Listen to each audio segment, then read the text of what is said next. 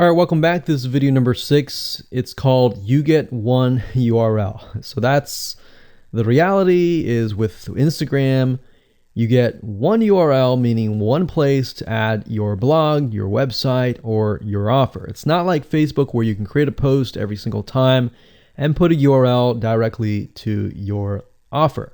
You get one URL, so you got to choose it wisely. So the question is, what URL should you use? So in this particular video, I just want to let you know that I'm going to talk briefly about the concepts, the fundamentals, and then I'm going to go to Instagram.com and I'll show you what we're looking at. All right, so with Instagram, like I said, you got to choose one spot wisely, right?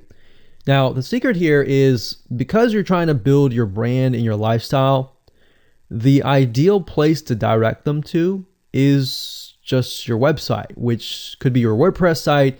And then on your WordPress site, you have your blog, your website, and your offers all on that particular site.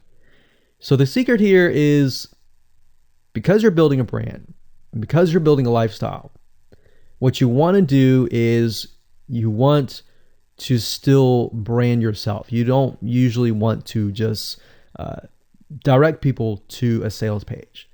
People have taken the action to follow your profile, but they're still getting to know you, right? They're still trying to build that identity, build that relationship with you. So you still need to gain their trust. So here's a basic blueprint that you can follow, but from the Instagram profile, I recommend that you direct them to either a blog, your website, or an opt-in with free tips. So you're still trying to build their trust. There's still semi-cold traffic. If you send them to a blog with more content, more free information, then that's going to gain their trust. They're more likely to want more, right?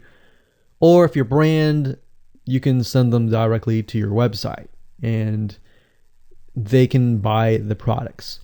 But at the end of the day, you can use that. You can use an opt-in with free tips or a squeeze page to build your list first.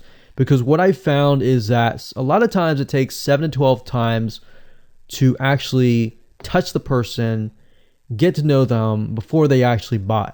So what I mean by touching or touch points means emails. So it could be 7 to 12 different emails after they sign up for a freebie. And you can email them using an autoresponder like getresponse.com or aweber.com.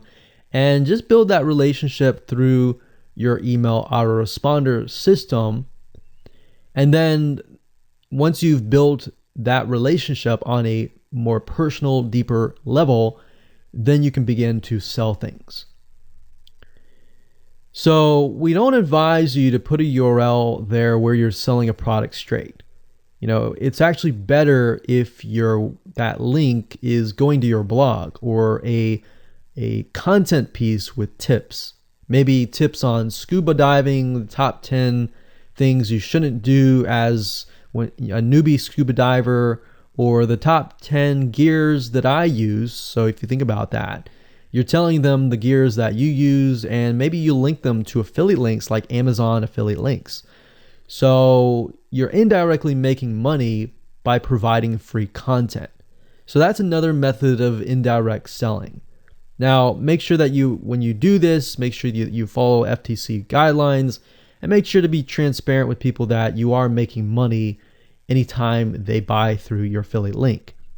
By doing this, your goal is to gain their trust and create a true fan that loves you so much they spend at least 10 to 15 minutes per day following you, seeing, what's happening in your life, looking at the good times, the bad times, basically the life of your brand.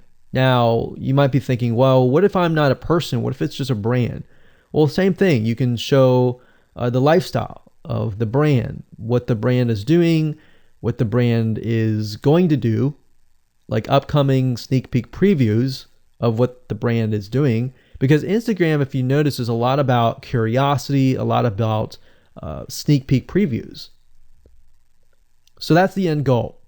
So what I want to do now is just hop on over to Instagram.com And let's talk about what we just talked about. All right, so Instagram is a mobile app, so I can't show you a ton, but I can show you at least a few things. But if you go to instagram.com/Instagram, you'll be able to find the search bar. If you go straight to instagram.com, then you'll be met with a screen that says you'll need to download the app.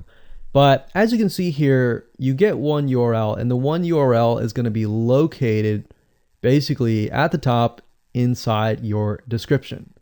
So if you notice, if I take a look at some of these images, let's say this one here, you'll see that it has a lot of text. You got hashtags, so you could use hashtags as a means to direct people to a certain place, but you can't really enter a URL in here.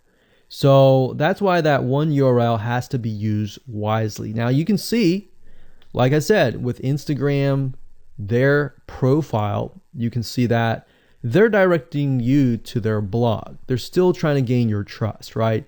So they've not directed you to a certain product, but of course that's Instagram.